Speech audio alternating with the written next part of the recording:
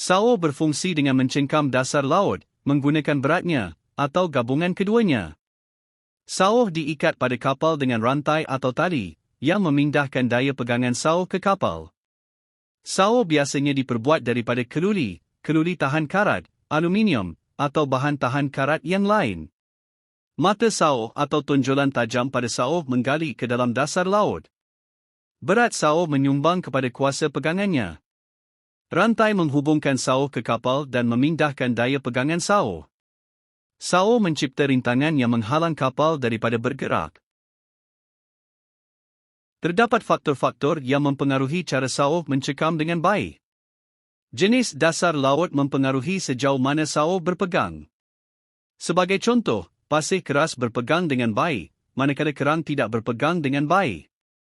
Panjang rantai atau tali sauh mempengaruhi sudut di mana sauh ditetapkan dan berapa banyak daya pegang dipindahkan ke kapal. Sauh dan rantai atau tali mesti cukup kuat untuk menahan ketegangan dan tekanan yang disebabkan oleh angin, arus, dan ombak. Pengoperasian sauh juga melibatkan beberapa komponen berikut. Anchor, sebuah alat yang biasanya diperbuat daripada logam dan dipasang pada kapal atau bot dengan kabel. Rantai sauh, rantai yang menghubungkan sauh ke badan kapal. Rantaian tersebut menghantar daya pegangan sauh.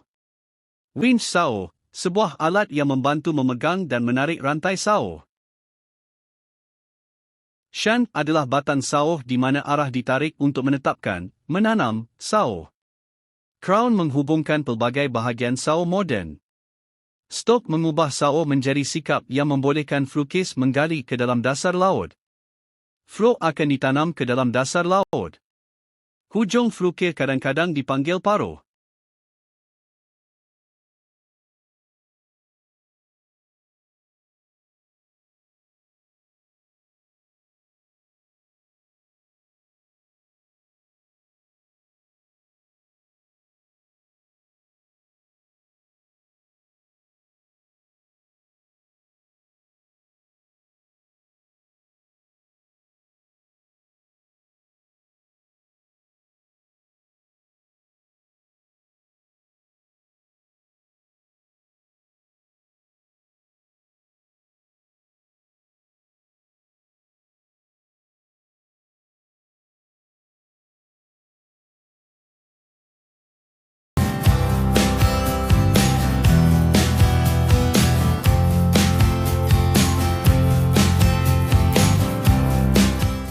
Anchoring system.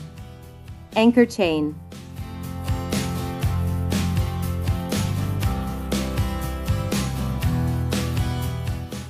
Anchor crown shackle.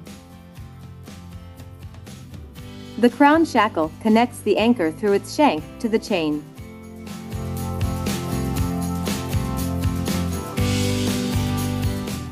Anchor shackle or anchor link. Anchor shackle connects the crown shackle to the anchor chain.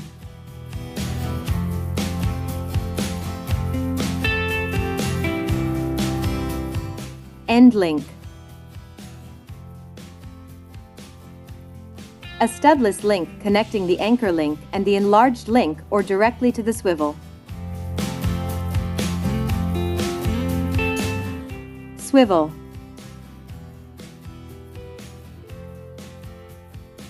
A swivel prevents the anchor chain from fouling or twisting.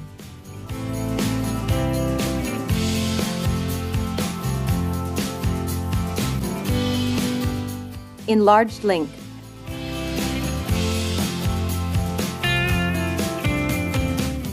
Enlarged link.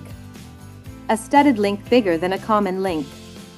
It is most often used to connect an end link and swivel to a common link.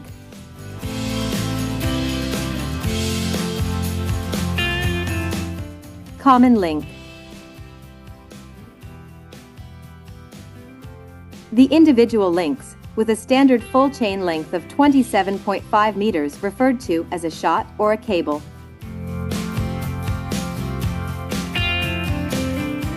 Kenter joining shackle.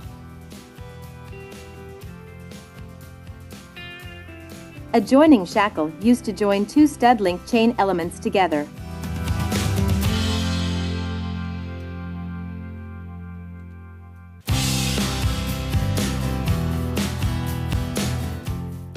Bitter end. The bitter end is the inboard end of a ship's anchoring cable, which is secured in the chain locker by the clench pin.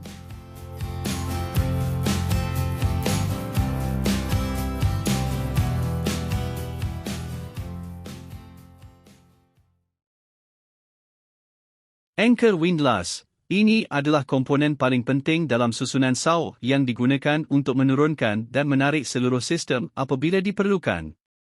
Reka bentuk asas sebuah windlass termasuk roda kabel atau tong yang berputar di sekitar paksi pusat yang merupakan puli dan dililit oleh kabel rantai. Terdapat sebuah kotak GR dan motor yang menghubungkan ini dengan winch atau drum lain yang diputar oleh cara mekanikal atau elektrik dan bertindak sebagai pemacu untuk mengawal pergerakan kabel rantai. Windlass sering digunakan secara bergantian dengan capstan, yang serupa dalam operasi dan tujuan. Satu-satunya perbezaan adalah orientasi menegak winch yang berputar pada paksi menegaknya.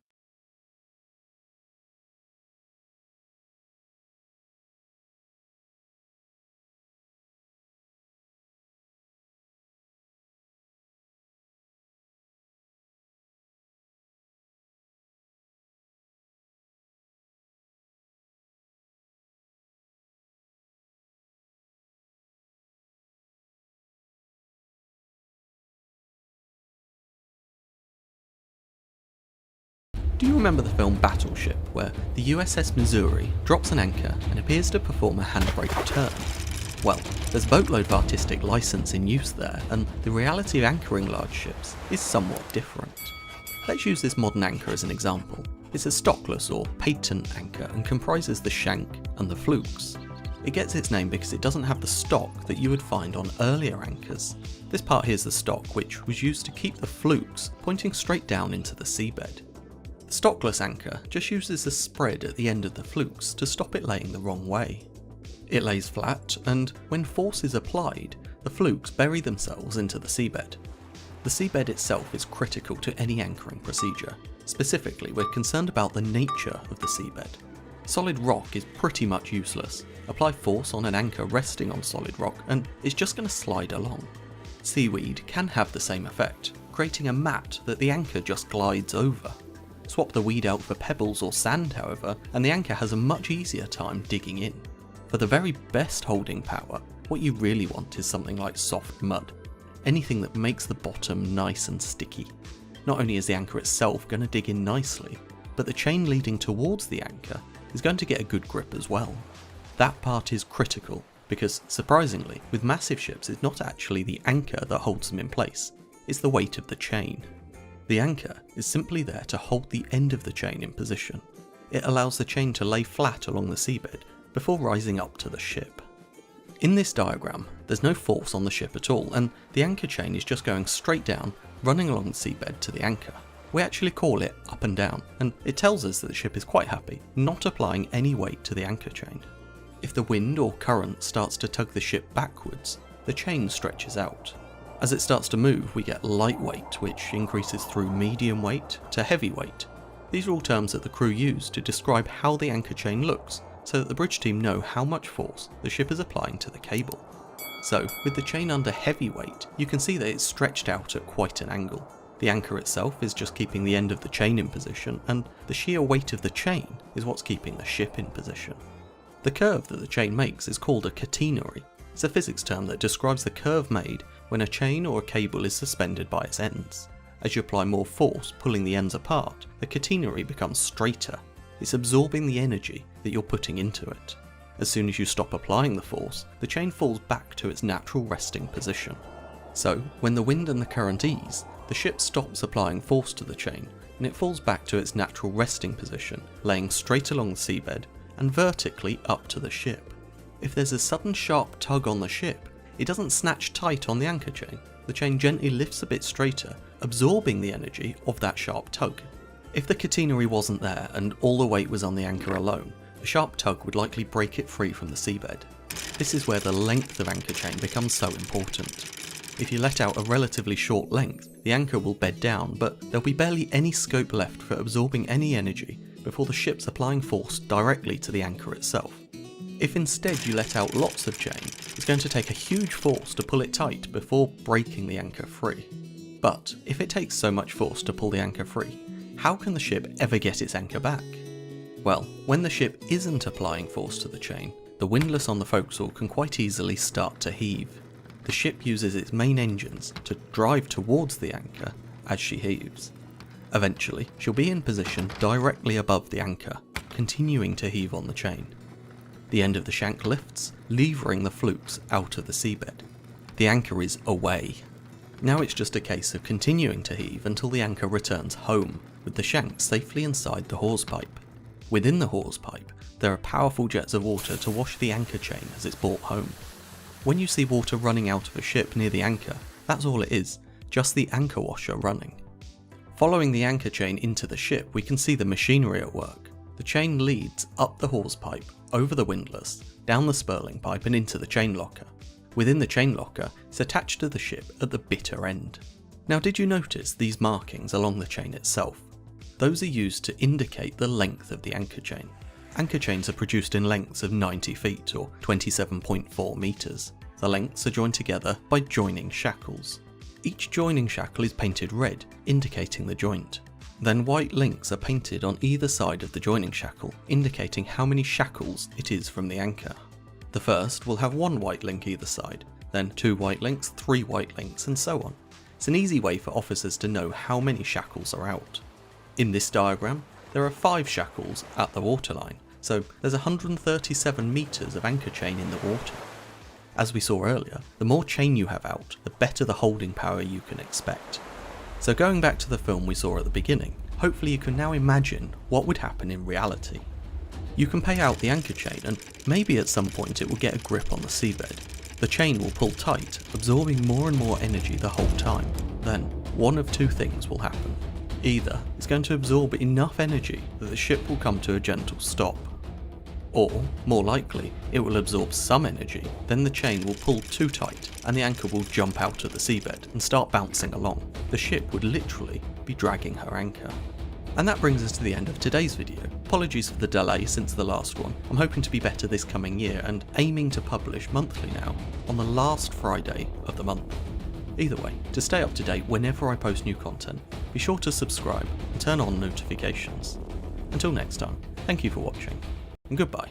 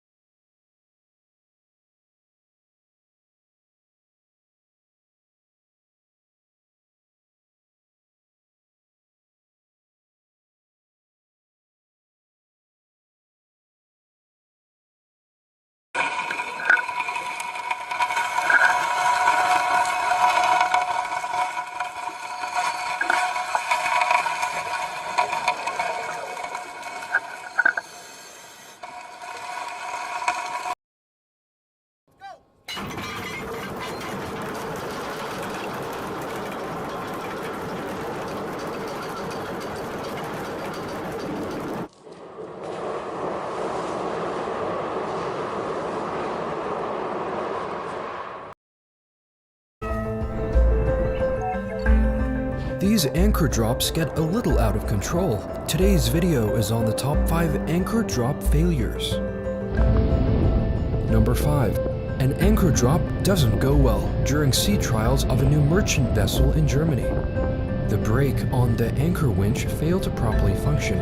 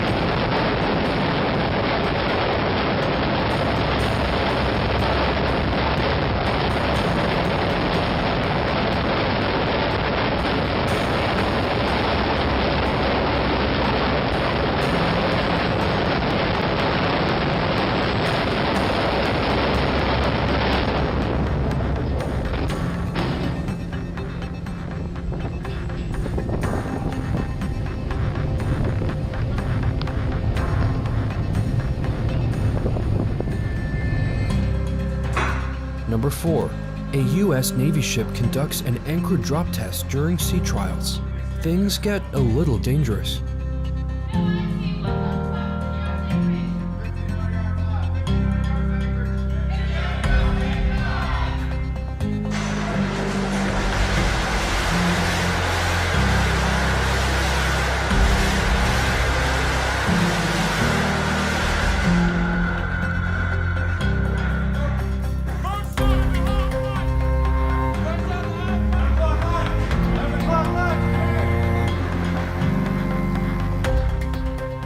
Number 3. The USS Tarawa drops anchor at sea, but things get a little out of hand.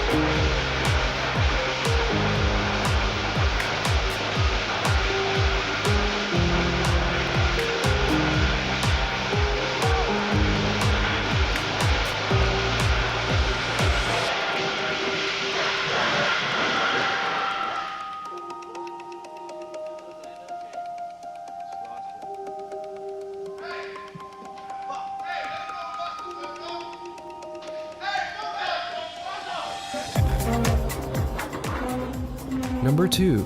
It's lucky no one was injured here. An anchor drop goes terribly wrong.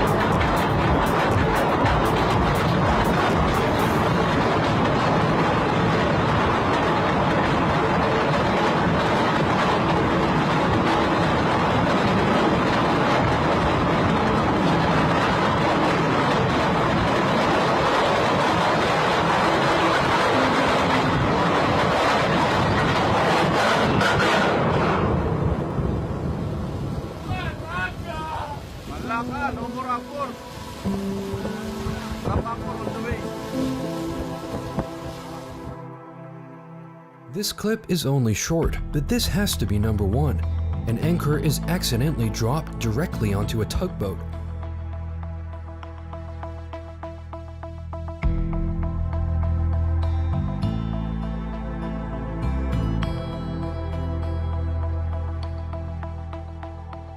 Before this video ends, we wanted to include a few successful anchor drops as well.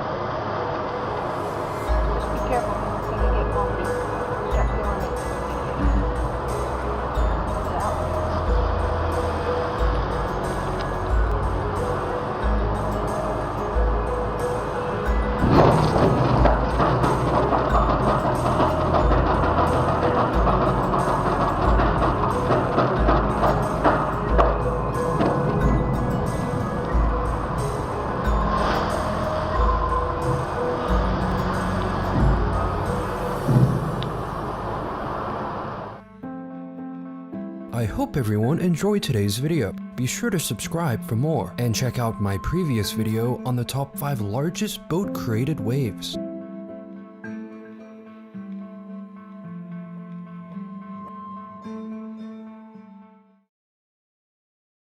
Sekian, terima kasih.